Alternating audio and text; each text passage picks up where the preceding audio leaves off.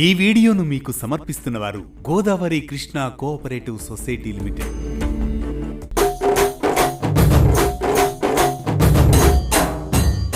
బోనాలు తెలంగాణ ఆత్మను ప్రతిబింబించే అత్యంత విశిష్టమైన జానపద ఆధ్యాత్మిక ఉత్సవం. బోనం అంటే భోజనం లేదా నైవేద్యం.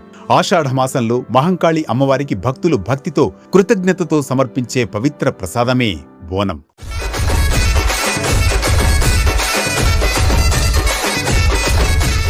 కొత్త మట్టి లేదా ఇత్తడి పాత్రలో బియ్యం, పాలు, బెల్లంతో అన్నం వండి పసుపు, కుంకుమ, వేపాకులతో అలంకరించి పైభాగంలో దీపం వెలిగించి తలపై మోసుకుంటూ అమ్మవారికి సమర్పించడం ఈ ఉత్సవానికి ఒక హృదయం.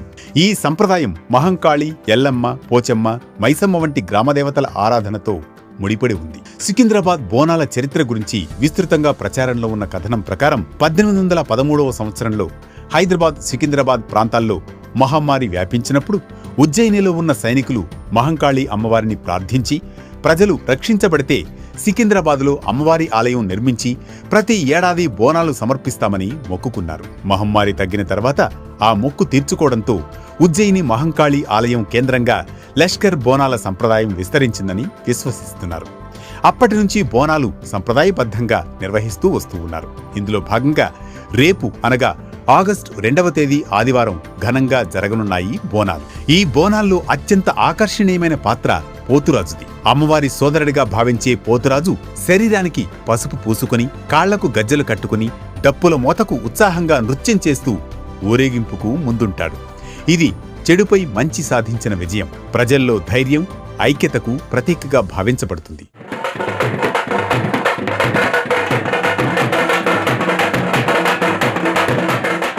ఘటం కూడా బోనాల ప్రధాన విశేషం. అమ్మవారి శక్తికి ప్రతీకగా అలంకరించబడిన పవిత్ర కలశాన్ని పూజారులు భక్తుల మధ్య ఊరేగింపుగా తీసుకెళతారు. చివరగా ఘటాన్ని నిమజ్జనం చేయడం ద్వారా ఉత్సవం ముగుస్తుంది. మరుసటి రోజు జరిగే రంగం కార్యక్రమంలో అమ్మవారి ఆవాహన పొందిన మాతంగి భక్తుల విశ్వాసం ప్రకారం ప్రజలకు సందేశాన్ని అందిస్తుంది. ఈ కార్యక్రమం బోనాల ఆధ్యాత్మిక పరాకాష్ఠగా భావించబడుతుంది. సామాజికంగా కూడా బోనాలు ఒక అద్భుత సమానత్వ వేదిక కూడా. కులమతాలు, ధనిక, బీద భేదాలు లేకుండా అందరూ కలిసి అమ్మవారిని ప్రార్థిస్తారు. మహిళలు ఈ ఉత్సవానికి కేంద్ర బిందువుగా నిలుస్తారు. కుటుంబం, సమాజం, గ్రామం క్షేమంగా ఉండాలని కోరుతూ బోనం సమర్పిస్తారు.